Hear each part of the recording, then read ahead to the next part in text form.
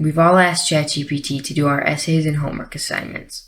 The problem is we don't have access to AI when we're in a classroom, so let's change that.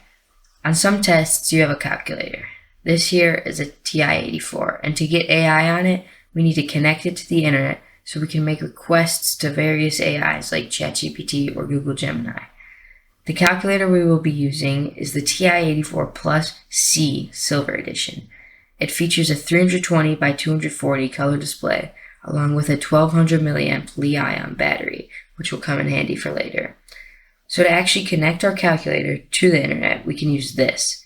This is an ESP32C3, and it's a microcontroller, which is basically just a small computer with GPIO ports that can do things like turn an LED on and off. The ESP32C3 is perfect for this project because it has Wi-Fi and Bluetooth support, along with it being very small. So to make the calculator and ESP32 communicate, we can use this I/O port on the TI-84, which is normally used for sending variables and programs between calculators.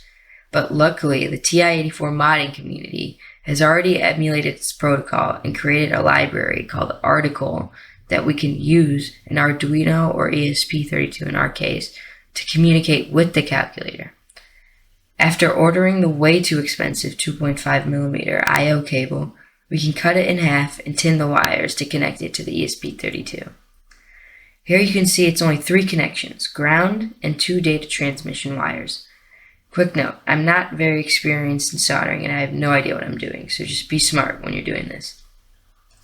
After tinning the wires, I connected the red line to GPIO 8 and the white line to GPIO 20, and then just twisted up the ground wires and extended them to the ESP32's ground pin. It doesn't really matter which GPIO it's connected to as they're all software configurable. The results are obviously subpar, but it gets the job done. Plugging in the cable to the calculator and launching this Hello World program example from the article library, we can see that both endpoints can now talk to each other. It takes forever to type because the keyboard layout is difficult. On the calculator side, we can create a TI Basic program with a simple user interface shown here in this high-resolution image, so we can connect the ESP32 to the Wi-Fi. TI Basic has send and get functions to transmit data between the calculators, which we can use to our advantage.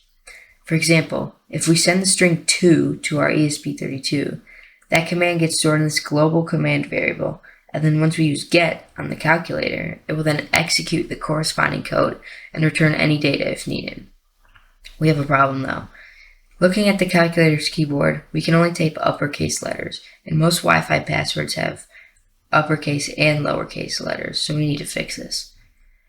We can use these 2 functions here, which will encode a normal string into this version, where if a character has a power 2 key before it, then it's uppercase. The decode function obviously just reverses this.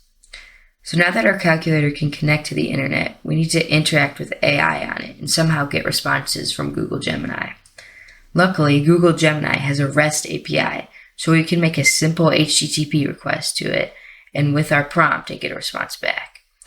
This prompt AI function here initializes an HTTP client and creates a JSON payload identical to the one from Google Gemini's REST API page.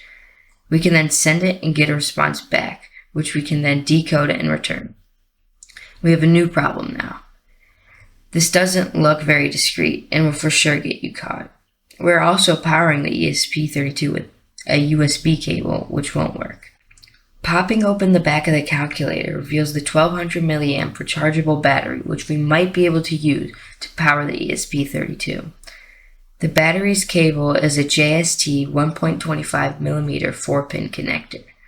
So if we could somehow break out the connection to the calculator and wire it to the ESP32, it should power both of them. The issue is that the battery's voltage can fluctuate all the way from 2.8 volts to 3.7 volts depending on its charge, which can mess up the ESP32, which operates at 3.3 volts.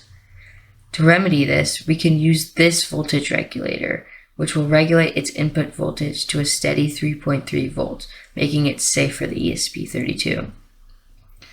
We can also add these capacitors to help with noise and power draw. Here I solder it up and I forgot to put heat shrink tubing, so I just doused it in electrical tape.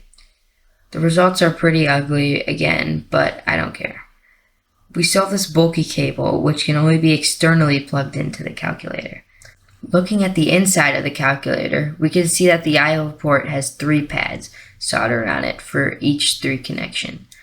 To find out which pad corresponds to which cable, we can set our multimeter to open line and start touching wires until